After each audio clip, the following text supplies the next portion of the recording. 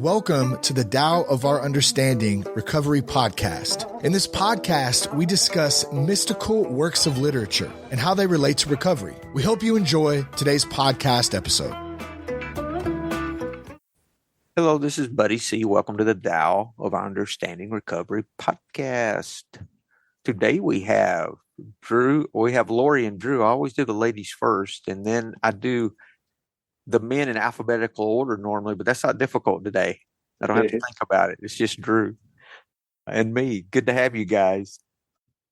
We'll be talking about the 58th verse of the Tao Te Ching. This is the 301 episode, which is, I'm just grateful it's been around that long. And you guys can go back and listen to past episodes, some on different topics and things that you could pull from the description. So make sure and utilize these episodes. They're good tools if the Tao speaks to you, or studying the higher or discussing the higher power in this way speaks to you. Please take advantage of that. Lots of resources at buddyc.org as well. If you're new to the podcast, welcome. We take a verse of the Tao Te Ching and discuss how it relates to our own recovery, not from a philosophical point of view or an intellectual point of view, but more of how this resonates with us right now. And I imagine if you go back and listen to prior episodes where we discussed the 58th verse, which we have at least one, probably two, maybe three, I don't know, you'll see how we probably had a different discussion at that time than what we're going to have today. We really like to talk about how it's resonating with us right now, because I think that's the point of all spirituality, is to heighten our awareness of the moment, heighten our awareness of where our feet are right now. Just like Byron Katie says, her definition of God is what is. That makes sense to me more every day. Let's see, Lori, I think you're going to read Jonathan Starr for us. Yes, sir. Good to have you. I'm glad you're back, by the way. Good to see you. Thank you. Good to be home. Love my country. Other places are grand, but love being home. All right, Jonathan Starr, verse 58. When the ruler knows his own heart, the people are simple and pure. When he meddles with their lives, they become restless and disturbed. Bad fortune, yes. It rests upon good fortune. Good fortune, yes. It hides within bad fortune. Oh, the things that heaven sends. Who can know their final aim? Who can tell of their endless ways? Today the righteous turn to trickery. Tomorrow the good turn to darkness. On what delusion abounds? Oh, what delusion abounds, and every day it grows worse. But the sage is here upon the earth to gently guide us back. He cuts but does not harm. He straightens but does not disrupt. He illumines but does not dazzle. Oh, nice. That is really good. That is really appropriate. Drew, you going to read the Stephen Mitchell for us, sir? Sure.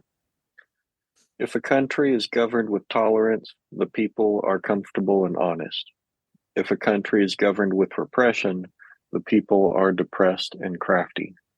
When the will to power is in charge, the higher the ideals, the lower the results.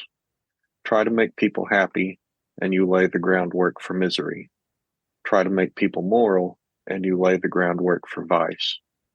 Thus the master is content to serve as an example and not to impose her will. She is pointed but doesn't pierce, straightforward but supple, radiant but easy on the eyes. My interpretation of 58, good or bad, govern your life from a distance and you will be free of self-deceit. Constantly meddle in your affairs and relieving misery will become your motivation. Disaster has its root in good fortune. Happiness lurks beneath hardship. Who knows what the future holds. Is there right or wrong? Good seems bad. Bad seems good. This has always been a mystery and has led the most sincere among us astray. Therefore, the sage resists judging her day and accepts the moment for what it is. She uses her brilliance not to blind, but to show the way to others that she is already walking. It's pretty good. Good seems bad, bad seems good. Yeah, we can take our brilliance and either blind people with it or show the way that we're already walking. It can shine the light or it can blind folks, right? It depends on where it's pointing. This is even more of a conversation about letting go of control, I think, and staying out of the judgment business. Because whenever I judge, I'm dividing. And the more I divide, the more difficult it is to find my way, regardless of what we're talking about. And finding peace when I'm pitting myself against you, whether I'm thinking I'm better than or less than either one, peace is not there. And, we can talk about all this as philosophically as we want, but I'm after peace and joy in every moment of the day. That's what I want. Now, you can say all this other, I think, BS that, blah, blah, blah. No. What I found was I can have peace regardless of what's going on, whether it's perceived good or perceived bad. I mean, how many times have I can look back and see that something I thought was good happened and it did not bring peace and joy, or the opposite, something that I perceive as bad that did bring peace. Then I realized it had nothing to do with those things. It was my response to those things, We'll just use the Stephen Mitchell, and then we can reference the others as we want. If a country's governed with tolerance, the people are comfortable and honest. If the country's governed with repression, people are depressed and crafty. I can see that. That makes sense. But then the next stanza kind of on the surface doesn't make sense. It gets into the paradox of truth. When the will to power is in charge, the higher the ideals, the lower the results. Try to make people happy and you lay the groundwork for misery. Try to make people moral and you lay the groundwork for vice. It doesn't say you make them happy, but you try to make them happy. Now, we always take these and turn them personally, right? How do I try to make myself happy? If I try to make myself happy, I'm laying the groundwork for misery. If I'm trying to make myself moral, I'm laying the groundwork for vice or addiction or the opposite of morality, because we learn that it's not in our trying, right? It's about giving up the trying. I mean, we can see this on every level. And we don't talk politics here, but with everything going on in the U.S. right now, I can't help but think about how we push and push instead of giving folks freedom to find their way. We see the results of that, no matter what party you're talking about. How are ways that you guys try to make yourself happy that you've seen fail? Let's go a little more detail into that for folks. I mean, we might realize it off the top, but some people may not know what we're talking about there. What's been your experience? It's Lori. Hi, buddy. Hey. So what I got out of the second stanza there was really imposing your will on others doesn't work. Controlling, manipulating, judging, comparing. Those are all words that come to mind. I was just in a foreign country for a while, and I was just so happy to be the observer and surrender.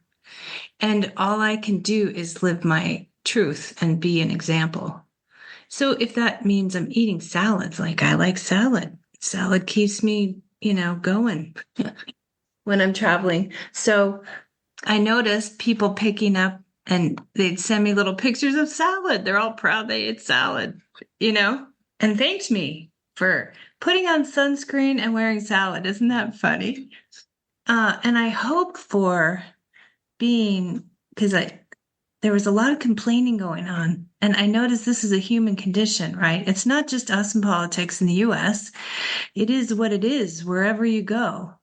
I came up with a saying, you're going to laugh. I think I got my friends there to repeat it. It is what it is, and people are weird. Mm-hmm. And and every time those situations would come up, like someone's complaining about someone or something, and just cut to the chase. What's your solution? Is what I used to say when I ran a business. Like, I got your complaint. What's your solution? You tell me the solution. I'm not going to tell you, control you, manipulate, try and judge. I think that's what this stanza is about too. It's up to people to be listening to their own higher power, to their own internal dialogue, to discover the solutions instead of having someone else impose them on you, and come up with a million rules and regulations about how they think you should behave to be happy. Right. So I really enjoyed that. It worked well for me, I got to tell you. And I think I mentioned it more than once in a meeting when I was abroad.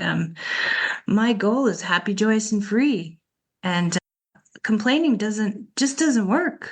I'm not happy, joyous, and free when I'm bitching and moaning, blaming and whatever, or gossiping. So yeah, the living by example is I've learned you just can't change anyone anyhow. You might as well focus on what works for you and wish the best for others, right? And not judge.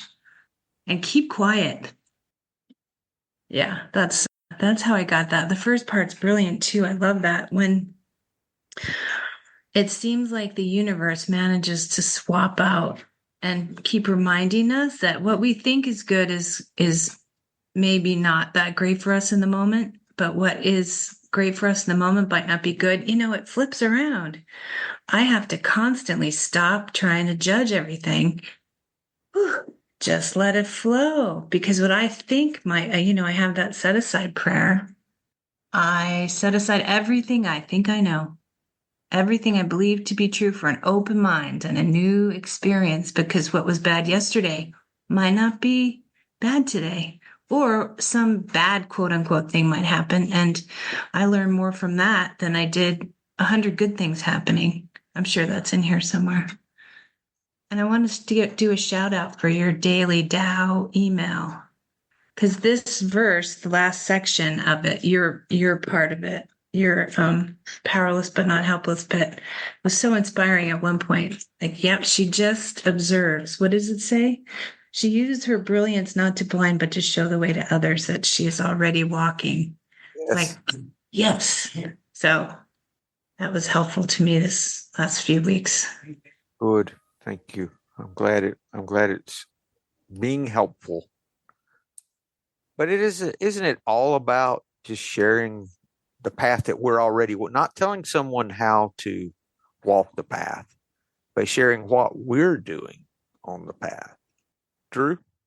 Yeah, the question you asked about, I think it was something, when's the time you've tried to make yourself happy and found yourself miserable?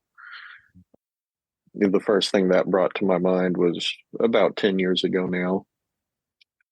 A little longer than that. Time flies. I took a job that was going to be more money and a better, more, not more respectable. I guess a little, that might be a good word to use. But a little more respect, more money, in my community. And I hated the job. Job was awful. It was, I did make more money, and it was, I got a little bit more of a positive response when I'd tell people, where I was working and what I was doing. But man, it was an awful job. I hated every day. I wanted to go back to my old job. There were so many things I missed, and the pay just wasn't worth it. It was, it was noticeably more, but I thought the higher pay would make me more happy. I thought the little increased respect I was getting from people would make me more happy. But, what I found made me happy was having the older job where it was a lot calmer. It gave me more time outside of work to do things that I was more interested in. It was just a lot less antagonistic, and I knew what I was going to be doing every day. So I I pretty much begged my old job to let me come back to it, and they did, thankfully. So I went back to that and stayed there for several years. But just kind of a lesson that the things like money, fame, respect, things that there's never enough of. Those are chasing those just leads to chasing more of it and more of it and more of it, and just kind of never being content. So having things that I really value, like more time, more time for myself, more opportunities throughout the workday to have some of that peace, some of that downtime. Let my mind settle, let the dust settle a little bit. That's what makes me more happy than things that are much more fleeting. Yeah. The priorities change, don't they? And it's not something you have to force. I used to think that living a moral life meant that the path to what I thought of as a moral life was stopping doing all of these things and starting to do the right things. I thought that was the path to a moral life. And it sounds like it would be. But that was impossible for me to do. I could push, and try, and get partway there. Like I hear all the time folks trying to quit cussing, let's say. That's something you hear commonly. I'm trying to improve my language and not use blah, blah, blah. It's okay. The way that seems to work for me, there was an old Christian comedian named Mike Warnke. Back in the 70s, he said, if you spend your time doing the do's, you will not have time to do the don'ts. And I think there's some truth in that if my motivation, it's like acting our way into right thinking rather than thinking our way into right acting. When we resent the person, we pray for them, even though it's maybe empty words. We don't mean it. We don't want it for them. We do it anyway.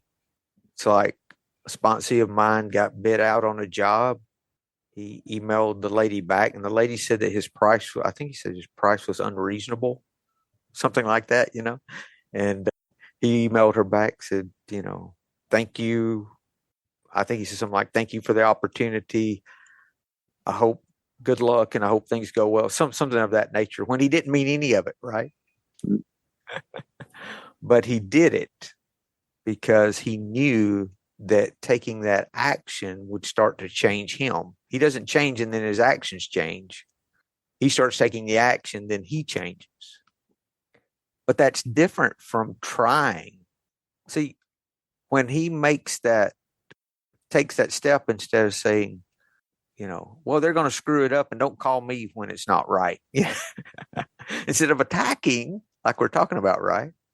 He took action that would appear to be moral, that was an action without the moral foundation. Like you could almost say it was, if you looked at it from the outside, you could think of it as being hypocritical, maybe, if you didn't understand the process. But in reality, what he was doing was he was not trying to be moral. That's not the trying would be, oh, I've got to do better than this. I've got to do this and this and this because I'm supposed to, all of that inner turmoil. Instead, he just did it.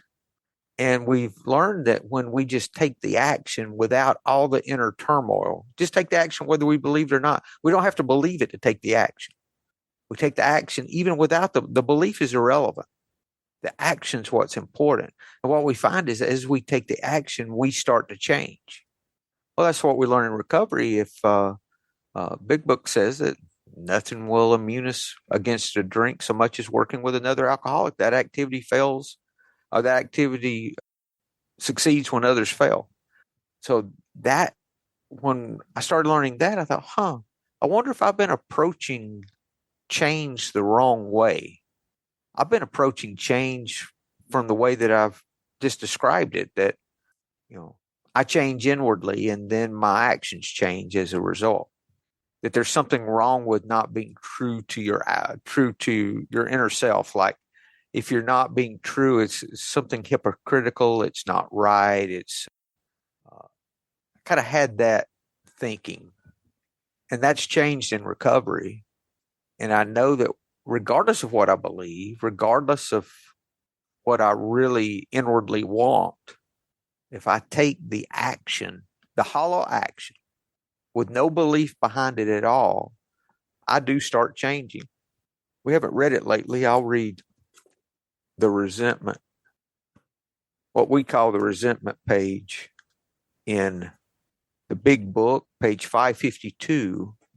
If you have a resentment and you want to be free of, if you will pray for the person or the thing that you resent, you will be free. It didn't say if you believe. It said if you take action, right? If you pray. If you will, and then they go into more detail, as if I really wanted to hear more detail, right? Number one, if I ask in prayer for everything, if you ask in prayer for everything you want for yourself to be given to them, you will be free. Now, it doesn't matter whether you believe in prayer or you pray for yourself, or you could even go, even if you don't believe in a God of any kind, if you just wish good things for that person, you open your heart to just asking the universe, ever how you want to phrase it, does not matter. You just, I hope they have, you could even say that. I hope that they have good things happen to them. I hope, you can go, and from there you start, you can start hoping the things for them that you would want for yourself if you're not a person of prayer. Ask for their health, their prosperity, their happiness, and you will be free. It doesn't say they'll be free. It doesn't say they'll get prosperity or happiness or health, that you will be free. Even when you don't really want it for them, and your prayers are only words, and you don't mean it, go ahead and do it anyway. Do it every day for 2 weeks, and you will find you have come to mean it and to want it for them. And you will realize that where you used to feel bitterness and resentment and hatred, remember now you start changing. Now you feel compassionate, understanding, and love. See, we start changing when our actions change. And that's the opposite. I quit trying, right? I just shouldn't resent that person. I know I shouldn't do that. And I beat myself up to the point to where I kind of back off, because I shame myself into not resenting them sometimes, right? Just a little bit. It's still there, but I just back off enough to where, sometimes to where it does not bother me as much. But that's not really freedom. That's the trying. For me, that's the trying. And I have to be careful, because anytime I exert my will, like Lori was talking about, and I put my will in charge, the more I complicate and the more I interfere, the worse things are from a point of my will. I come in and push. Guess what? I get pushed back every time. The more I try to push that beach ball under the water, what happens? It's pushing back the whole time, right? It's trying to get to the surface. So it's best for me not to push. Instead, I can do what the last stanza says. The master's content. You can just stop there instead of finishing the sentence. The master's content. If I'm not content, it's probably because I'm trying to exert my will to change something that I feel is unacceptable. That's usually why I'm exerting my will. Jonathan Starr says, the sage is here upon the earth to gently guide us back. Isn't that what compassionate living does? It gently guides us back. The master is content to serve as an example, not be in charge, but serve as an example. Maybe in charge. Doesn't matter to the master if he's in charge or not, because the whole time he's serving as an example, regardless of whether, his station in life, and not to impose her will. I think that goes back to, I can't be content if I'm imposing my will. Pointed but doesn't pierce, straightforward but supple, radiant but easy on the eyes. Starr says, he cuts but does not harm, straightens but does not disrupt, illumines but does not dazzle. All of that's done by example. That whole stanza is prefaced by serving as an example, the way I read it, in that the master's content to do that. It's not that the master's discontent to serve as an example. They know, just like we learn, that if I approach any situation, not just recovery, but any situation in life from a place of experience, a place of example, rather than a place of controlling or dominating or interfering. When I had employees, I was learning this at that time. Not to say I didn't have guidelines and you had to do this and not do that kind of thing. But when it got down to the real rubber meets the road, they were asking me how to do something or what to do here, that. I learned to start from a place of experience. I said, well, when I came across that situation, this is what I did. Just like we learn in recovery, the same thing. When we're sharing with someone in recovery, let's say we got the newcomer who asked me to be their sponsor, or just asking something in a meeting, or asking myself about something. I don't tell them what they should do. I say, well, this is how I did it, or this is my experience with this. And if I don't have experience with whatever they're talking about, I tell them I don't have experience. I could give anyone instruction about anything, and that doesn't mean that I've experienced it. Drew? Yeah, this whole conversation about using willpower, trying to use your power to change things, and then speaking from your own experience, what that brought to my mind is I meet with a sobriety group every day, and a lot of people who come in, they're having trouble quitting. They're on day one for the X number of days in a row, or they can make it to day two, but they go back to day one the next day. And it's just over and over and over, which I've been there. And a common feature among a lot of them is, whatever their substance of choice is, they keep it out in the open. They put it somewhere they can see it because they want to build up the willpower to resist it. They want to resist it every day. They want to have control over the thing that has been controlling them. And they just feel like such failures because, sometime during the day, they just can't resist it anymore. But they keep it out there. They want to control that thing. And, my experience was that I never went that far, but, I'd try to put things away, put things in a cabinet or whatever, and never got very far. But the only time that I would have extended periods of sobriety is when I just clean my house out of everything. Just don't have it in the house at all. And then a relapse would happen because, I'd open up a cabinet to look for something I haven't looked for in a while. And there some of it is. And then, half a second later, I've gone back to using it, and then I'm back off in my addiction for a while, trying to quit. So that's the experience I tell them is, having it in the house, much less, on your desk or on your nightstand or, where you can see it all day long. Trying to use your will, trying to build up the power and control over it. That just doesn't work. I just speaking from experience, you got to put as much time, distance, and effort between you and your next opportunity to use it. At least in the beginning. The longer you can go, the better.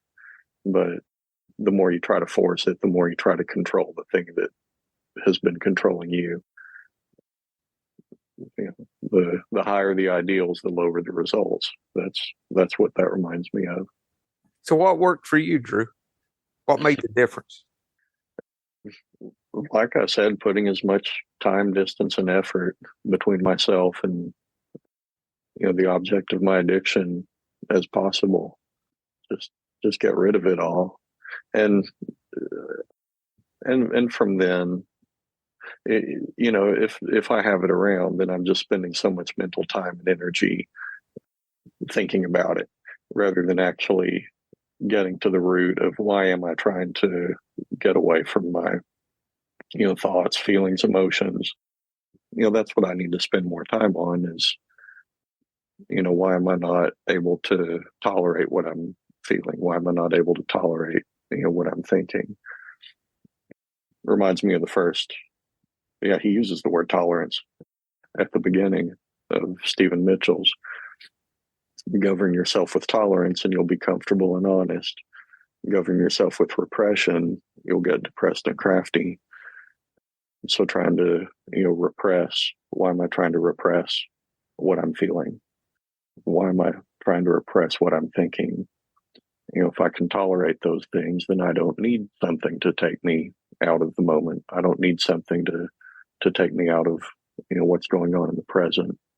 So the more I can rid my environment of things that take me away from, discovering root causes and working with those root causes so that I can live in the present moment. That's what's helped me.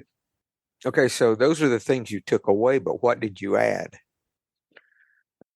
Added mindfulness practices, added meditation, which the practice of meditation, what that does for me is lets me notice when I'm in thoughts, when I'm in thought loops, when I'm focused on an anxiety or focused on a fear or regret or resentment, lets me notice when I'm in that so that I can let that be, just let it exist, not judge myself for it, let it go without interacting with it anymore. It helps me do that throughout the day so that I can be more present in the moment. At what point did you start podcasts and online meetings? And because we met several years ago, I remember you traveling through and I met you at the Waffle House down on 20. Mm-hmm. One of the many Waffle Houses on 20. So when did you add those things? How did that come about? I'm just curious. I've been listening to podcasts since podcasts came out, really. Recovery podcasts, because at some point you added those things in. Uh-huh. And this obviously something that helps you in your recovery or you wouldn't be here, that kind of thing. And your daily meeting's incredible. It's good that you have a daily, and that's a way you can, another phrase is we got to give it away to keep it. And that's part of what you're doing there. Has service really entered into the picture at all for you? I mean, I know it has, but I'm just kind of baiting you to find out, how that, what we're talking about how to handle resentments, how a similar thing with your addiction.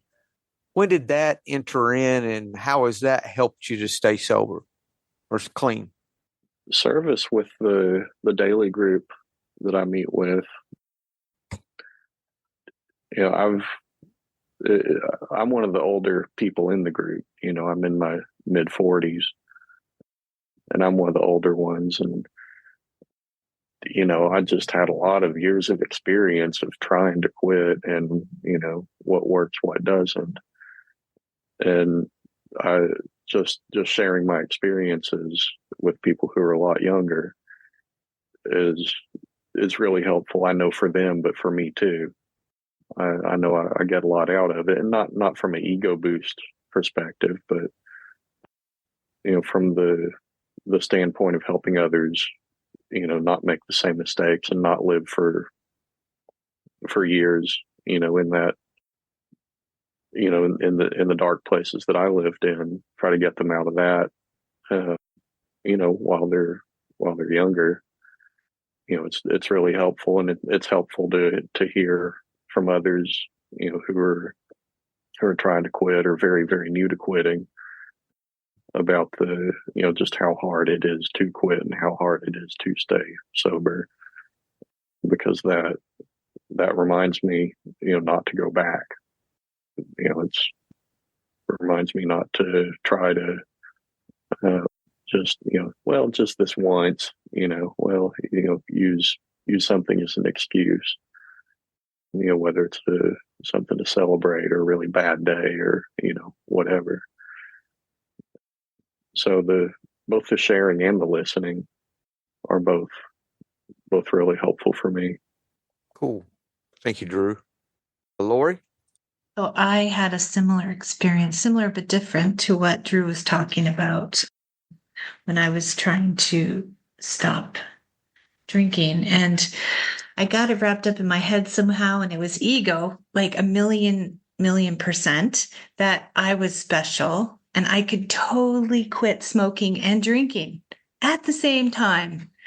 And I was so stuck on that for decades. We're talking decades, like not just, a few times, but like that was my mindset was I'm special, I'm unique, they're linked up, they're together. I can't do just one without the other. And that kept me drinking and smoking for a long time. And I had to get, I guess, desperate. And I had to go to an outpatient rehab that the guy was honest and I was listening. But wow, and for me, I'm grateful. If the obsession hadn't been lifted, I would probably still be out there drinking because my partner still drank and I continued to smoke, but it was laying around. But for whatever reason, I would love to recreate that miracle or understand it better. But ultimately, it's just like you were saying, the action is letting go of it and being ready, let go with the flow and let go of your ideas. Like I had to let go of the idea that AA was a horrible cult. I had to let go of the idea. No, they're a good cult, Lori. They're not a horrible cult. That they were, yes. Right? Super spiritual. What do they say, buddy? It's like the biggest club nobody wants to join. That's it. So I really had to release all of that in order to just get my mind clear. I was just so freaking foggy from drinking so much. It was like, holy crap. And I love newcomers. Every time I see them or hear them, and I went to a lot of meetings while I was traveling, and wow, holy crap, am I grateful for where I'm at and that I got it when I got it, because some people are just not so fortunate, or it's just it's their journey, right? No judgment. It's just like, whoa, inspiring. I'm going to go off a little bit here on a side path. How were meetings in Iceland? I know you were in Iceland and Ireland. Did you go to meetings in Iceland? I did not in Iceland. But I you did did in a lot Ireland. in Ireland. Yeah, I did a lot in Ireland. Yes. How were they? Were they different or the same or? They had two leaders at every meeting, like a chairperson, and then somebody shared their story. Now, there may be different meeting formats, but it was almost like a speaker meeting for the first 15 minutes. So there's a chairperson and then a speaker. And then everybody's got tagged, to go around and speak. Some meetings you volunteered and some were like in a circle and you just went person to person. And yeah, wow, it was really powerful. But that was pretty different. They have the sayings, our sayings, think, life on life's terms, all those little sayings. They've got them everywhere, like stuck up and around and on boards in front of the table, the front table. Do they do the It same was readings really, that we do, like how it the works? preamble and how it works. Yep. Yep. They take a break in the middle for the seventh tradition, which was kind of wild. It's almost like a little, Smoke break. like a little, It used to be the smoke break. used to be the smoke break, right? I went to some really old meetings in Cork City and different places. I was really blessed. It was really fun. And in Sligo and in Galway. Very similar but different, They were an hour meeting total. 90 minutes. 90. Yeah, I think it's that way in Russia too. Yeah, the rule was, there were some that were 60, but most of them were 90. And it took that long. It didn't seem to drag because if everyone went around and shared about whatever the speaker brought up, their story, they could relate. And the break. You have a break too. And the quick break in there, yeah. Yeah, it was great. So it's interesting because the last stanza, which we're on, is totally where I got to practice while I was there. And learning in the wisdom of what cuts but doesn't harm. It's easy to say that, right? It's much harder and challenging to get creative in how you say something. A minute ago I said, just shut up. And that's the best way. But sometimes to take care of yourself and your own emotional sobriety when you're with people, it's okay to say something, but what you say, how you say it, the tone makes all the difference on this cutting, not harming, straightening, but not disrupting. Like when I got home, I mentioned it to my neighbor and friend, and she's in sobriety. And she said, I appreciate when you change the subject, because learning how to just kind of redirect, so speaks to exactly this entire verse, buddy, because it's like, how do you shift it without controlling it, and when do you do that? There's an art and a skill in that, and listening to your higher power and doing it, like not being afraid. Like I used to be afraid, if I interrupt I'll offend somebody. It's like, no. My neighbor said she's grateful because when she gets shifted away from her bitching and moaning, it lightens up the whole conversation. It really lightens it up. So, and you can't know. See, that's where it's such a fine line without judging, without comparing. You have your experience, strength, and hope to communicate in a way that just kind of just nudges, like this, it illuminates but doesn't dazzle, just nudges people away from whatever is they're spinning on into something more positive. Also, Lori, you just brought something to mind. They lighten the path. Doesn't mean they make them walk the path. Doesn't mean they push them on the path. That's right. They don't put them in chains and make them go the path. None of that. You don't even point. Don't even point, because then people get defensive. Yes. It's just you just turn the light on and walk away. It's up to them whether they walk the path or not. That's it. Are they noticing? Did they even notice that you threw that out there? So I just think that's brilliant, because that is the way to go for sure, right? And that's a goal, but that's certainly not simple, but not easy. You were talking about when and where and how, and for me that starts with me asking how I can be helpful. Me asking how can I get compassion into this situation if there's a situation that's going sideways, and it's maybe something I'm responsible for. Maybe it's whatever the case, or I'm a part of, and you see it going off the rails, instead of saying, no, we need to do this, and the whole control thing. It's like one of my cousins taught children with special needs class. I said, how do you get them to do?